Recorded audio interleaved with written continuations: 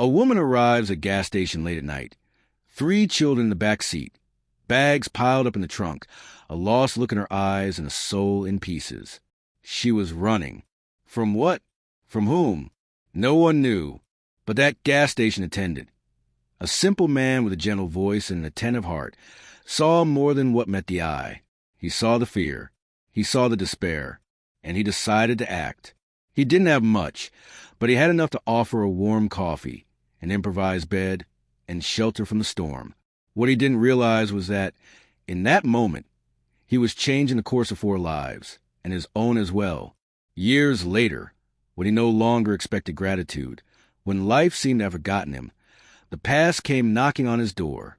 And what happens next is impossible to watch without getting emotional. This is the story of S.C.U. Jorge. And if you think kindness goes unnoticed, get ready to see what happens when a wounded soul meets an open heart. Because when you plant love, it always comes back, even if it takes years. A woman, her hair tangled by the wind, clutched a baby to her chest, with 2 other small children pressed against her like shadows. S.C.U. Jorge frowned. They were soaked. The little girl in her arms was shivering. The oldest boy held a torn bag full of clothes, and the other dragged a filthy blanket that looked more like a rag. No one said a word. No one asked for anything. They just curled up next to the concrete wall, as if it were the only safe place left. The old attendant stood still, unsure what to do. For a moment, he thought about pretending he hadn't seen them, just like everyone else had done to her all night. But then, something inside him weighed heavy. He grabbed the old blanket he used in the winter, warmed up some soup in the shop's microwave, and walked toward those 4 lost souls. "Are you all right?" he asked, his voice firm but gentle. The woman choked on her own breath. "I just need a place to stay just for tonight." At that moment, S.C.U. Jorge knew nothing would ever be the same again. The woman slowly entered the back room of the station, glancing around like someone expecting to be scolded or thrown out. Don Jorge pointed to the worn-out sofa against the wall, between the old coffee maker and a cabinet with a few blankets. "You can stay here tonight, just until morning. It's not much, but it's dry and warm."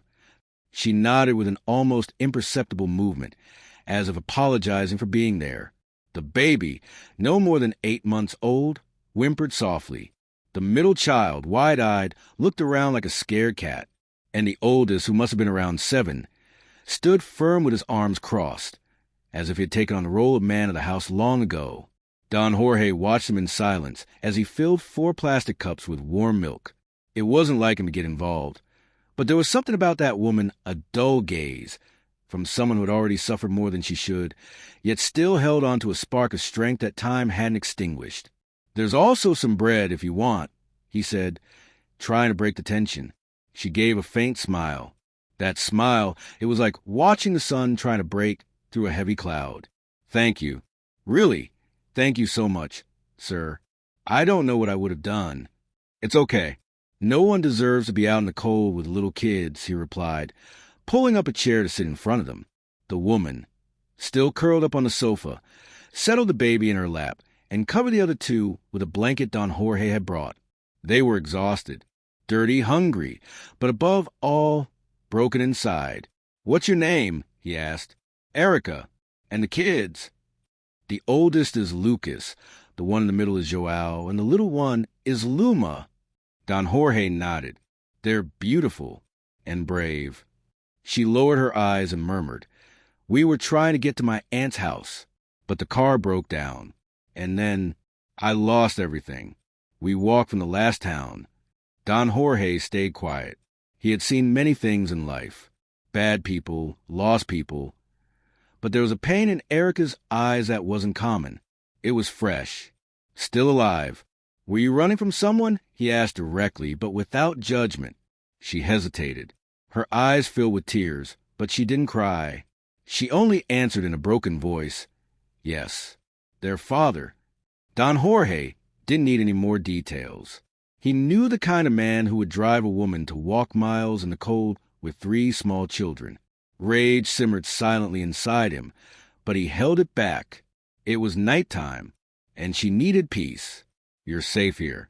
No one will bother you while you're at my station," he said firmly. That's when Erica broke down. No screams, no dramatic sobs.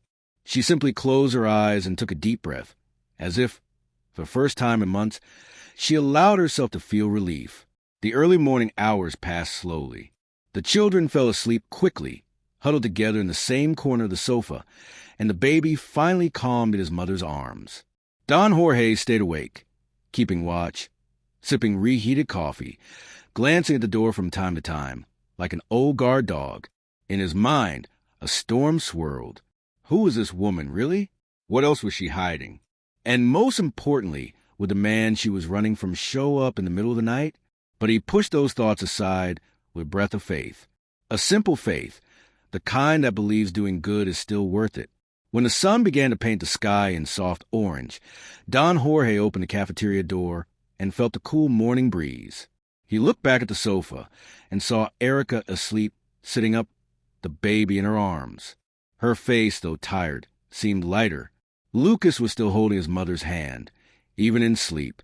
That's when the old attendant made a decision that would change everything.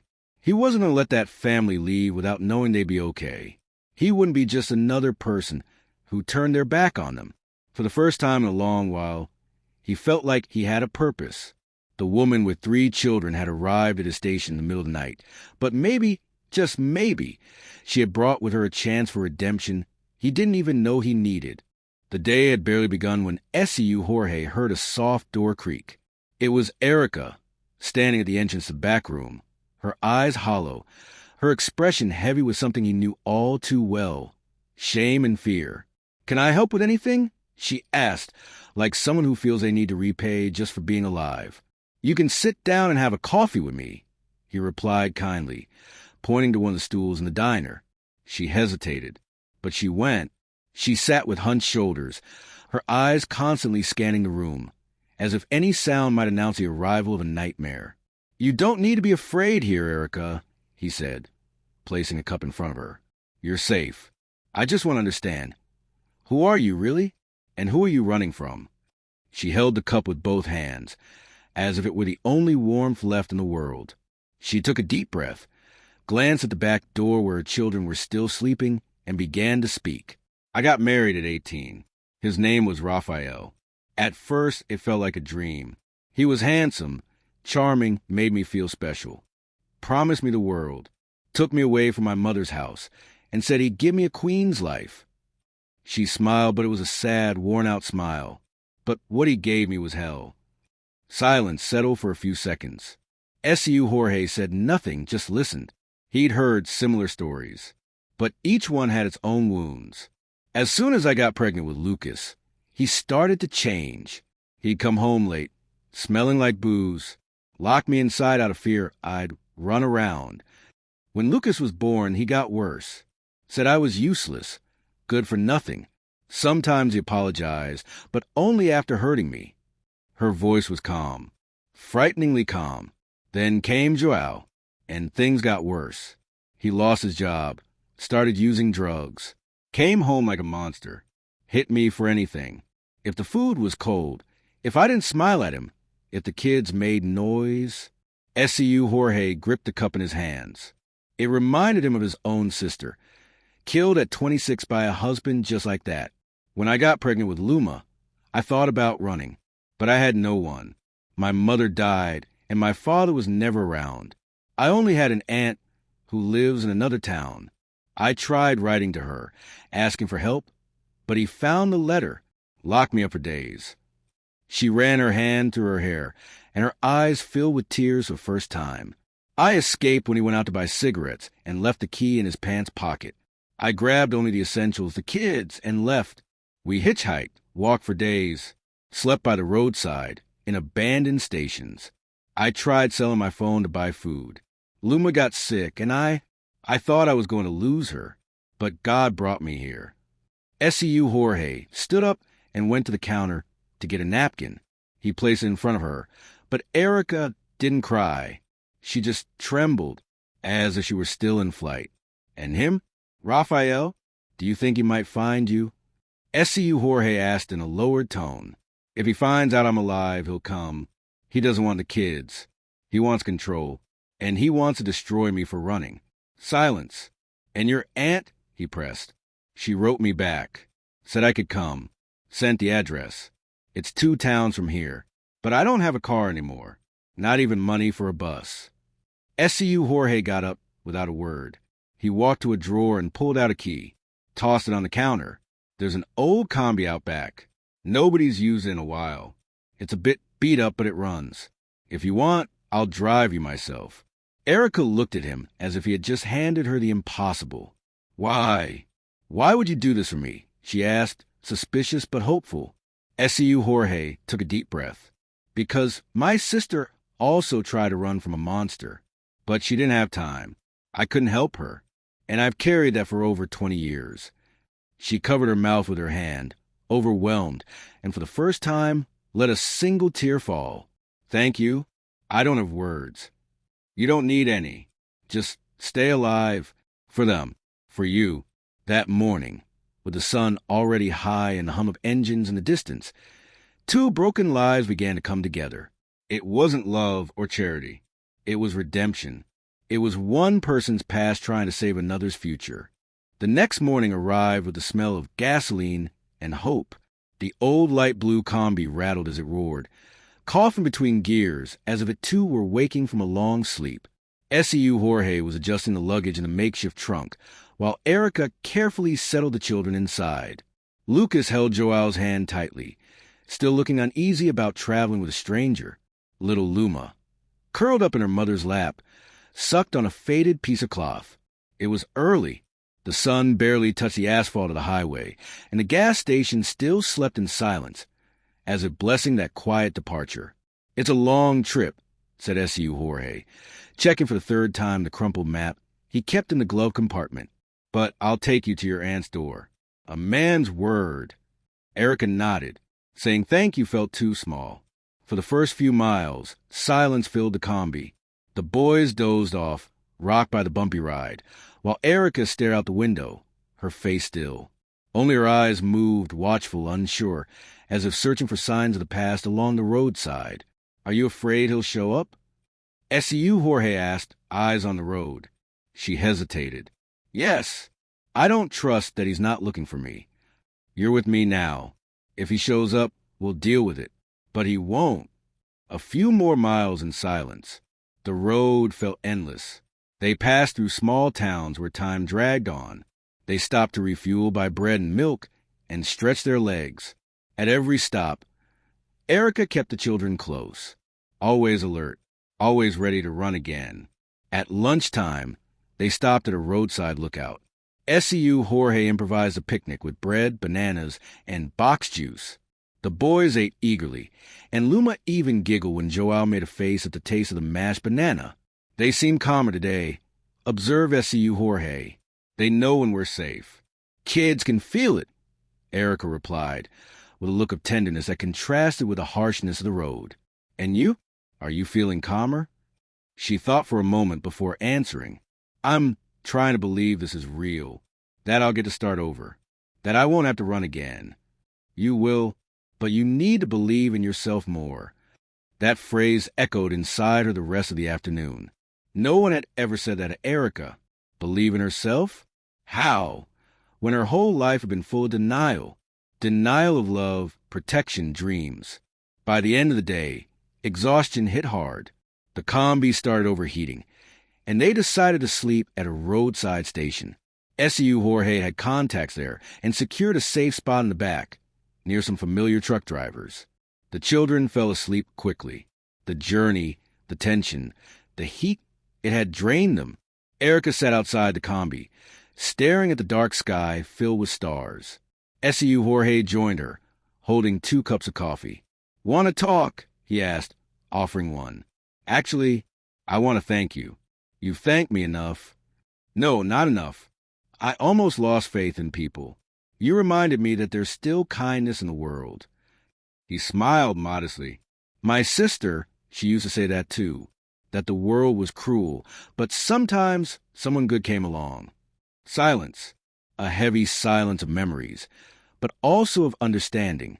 I don't know what life with my aunt will be like, but I'll make it work for my kids. They deserve a world where no one yells at them, where they're not afraid to sleep. So, do you, he replied, looking at her firmly. You deserve peace.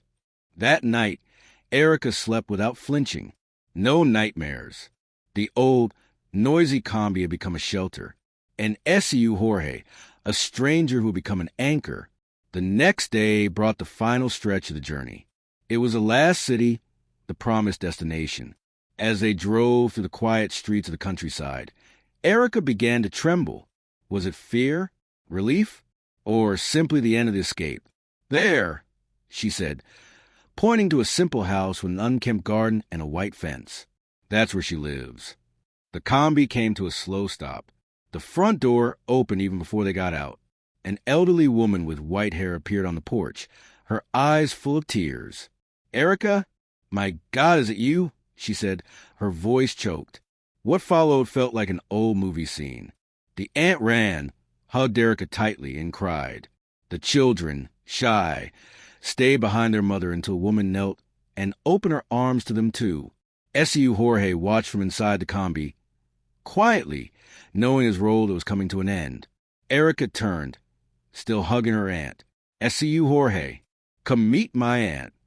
He got out slowly, smiling. The following days felt like it's a real pleasure, the kind you're afraid to wake up from. The woman pulled him into an unexpected children hug. Found more than shelter. Thank you for bringing my girl back. Stability and silence. For the first time, the kind of silence that soothes. The journey not was the kind over. That threatens. The refuge Lucas was now smiled more often, and the future, Joao, though uncertain, always clinging to his clearer mother, than ever, began to wander off with curiosity, exploring the backyard where an old swing still stood against time. Luma, with fewer dark circles and more giggles, learned to say Andy, and Erica, little by little, could breathe. She slept more than 2 hours straight. She talked with her aunt about plans, about finding a job, about enrolling the kids in the local school. SCU Jorge stayed around for a few more days, helping with small repairs around the house. When he finally announced he was heading back to the station, Erica cried, not out of sadness, but gratitude. You saved my life. Our lives. He smiled, adjusted his cap, and said, You had already saved it. You just needed a little push. The day he left, the house felt quieter. But Erica felt something new in her chest. It wasn't fear, it wasn't pain. It was courage. But like every story that seems headed for a happy ending, the shadow returned. It happened on a hot Friday afternoon. Erica was hanging clothes on a line when her new phone, bought with her aunt's help, started vibrating insistently. Unknown number. She hesitated. Answered. You thought you could disappear? The voice froze her body. The clothesline blurred before her eyes. It was him, the ex. Don't say anything. Just listen. I know where you are. Your aunt's stupid. Left traces everywhere. You thought you could run off with my kids, Erica? They're mine, too. She hung up without saying a word. Her hands trembled. Her heart pounded in her chest.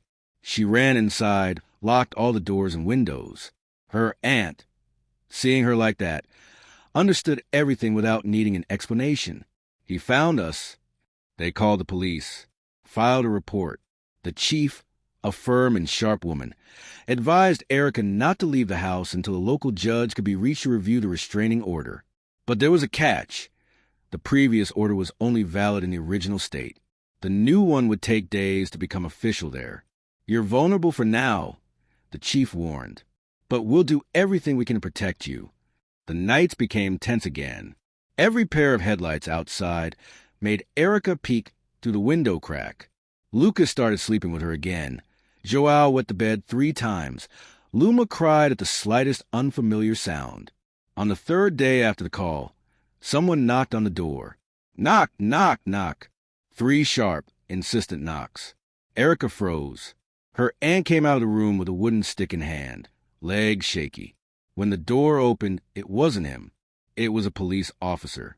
But the news was worse than the scare. Your ex is on his way. Someone from your old neighborhood told him where you are. He's already in town. Time stopped. It was as if the house were a drifting boat, and the storm had just appeared on the horizon. I want you to take the kids, said Erica, looking at her aunt. Get them out of here. Now, leave me with him. He won't do anything to me if they're not here. Are you out of your mind? No, I'm not leaving you alone. He doesn't want to hurt me. He wants control, and he wants the boys. If they're not here, he has nothing. And you think he'll just accept that? I don't know, but I'm not running again. It's over. Enough. Night fell like a heavy curtain. At 2 a.m., a car's headlights lit up the front of the house. SCU Jorge's Combi was still parked there since he left, but now it was a dark, modern car with tinted windows. The engine shut off. The door opened. It was him. The man who used to haunt her nightmares was now stepping into her yard. Erica stood on the porch, arms crossed, expression unshaken. For the first time, she wasn't trembling. "Where are they?" he asked, approaching. "Far from you." He laughed, a sharp, nervous laugh. "You think you're going to stop me?" She pulled out her phone, showed the recording. The recorder had been on since the moment of the call. It's all here. Threats, location, everything. And the police already have a copy. He stopped. Rage poured over his face. But so did fear. "You're going to report me, Erica?" "No, I already did. Now you're the one who'll be running." At that moment, 2 police cars appeared at the end of the street with their sirens off. He looked back, side to side, and ran. But he didn't make it 5 steps before being tackled to ground. Erica didn't cry. She didn't scream. She just took a deep breath. She breathed like someone who, for the first time in years, was finally allowed to exist. His arrest wasn't the end, but it was the beginning of something new. Erica didn't jump for joy or celebrate like in the movies. The day after the arrest, she woke up with heavy eyes, sore muscles, and a lingering feeling of still being on high alert. She had spent years living in survival mode. Turning off that instinct wouldn't happen overnight. But there was a difference. For the first time, she woke up without the fear that someone would break down the door. And that alone was a miracle. The legal process moved quickly, with the audio recordings, a history of abuse, police reports, and witness statements. The judge ordered her ex's preventive detention for threats, stalking, and violating a restraining order. With help from the public defender's office, Erica was granted full custody of the children, and within a few months, her move to the new state was officially recognized. Aunt Nusa, solid as a rock, never let her fall, not even for a second. "You're not alone anymore. You'll never be alone again," she kept saying.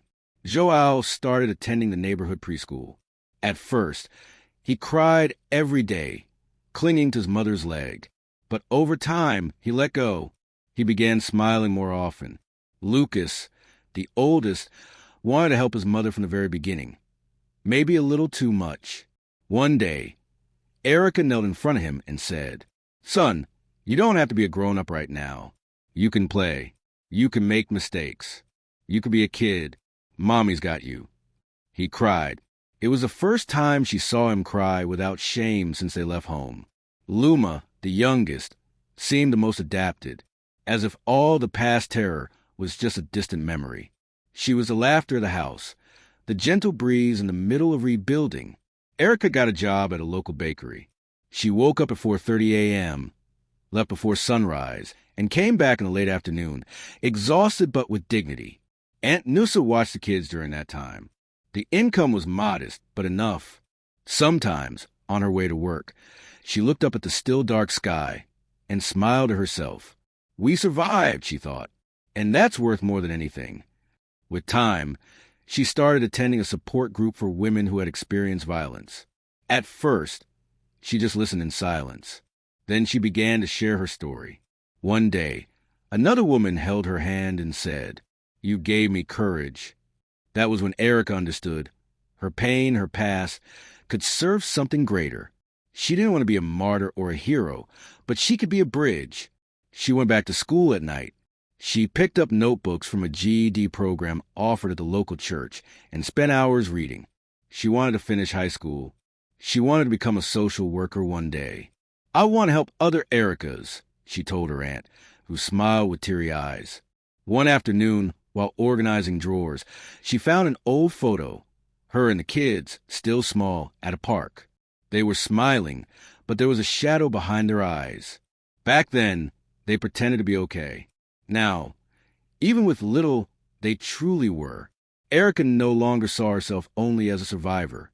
She was starting to see herself as a woman, as a mother, as someone whole. The boys began calling Aunt Noosa's house our house, and she didn't correct them. It was true. That house was the first place where all of them could truly be themselves. On a sunny Saturday, SCU Jorge came back for a visit. He arrived in his old combi, parked under a mango tree, and stepped out with a tired but warm smile. The kids ran to him as if he were family, and in a way, he brought simple gifts, a checkers set, a jar of dulce de leche, and a sunflower seedling. This one's for you to plant. Sunflowers are stubborn plants. They always turn toward the sun, even on cloudy days. Erica thanked him in silence. That night, while everyone was asleep, she stepped into the backyard with the seedling in her hands. She dug a spot in the soil with her fingers, planted it, watered it, and whispered, "We're going to grow too, even if it hurts, even on cloudy days."